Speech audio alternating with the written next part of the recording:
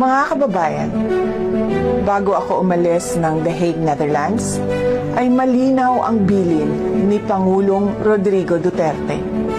Kailangan nating magkaisa.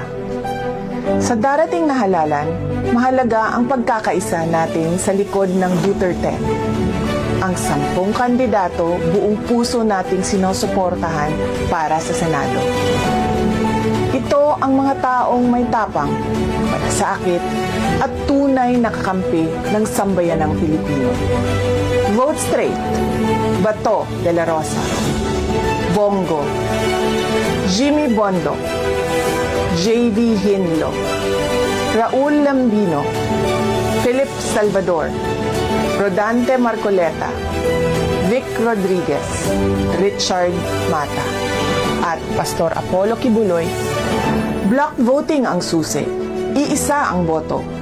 Iisa ang direksyon. Iisa ang layunin. Ipagpatuloy ang sinimulan ni Pangulong Duterte. Mga kababayan, huwag tayong magpahuli. Ipaglaban natin ang kinabukasan. Pumili, bumoto at manindigan para sa Duterte. Syukran.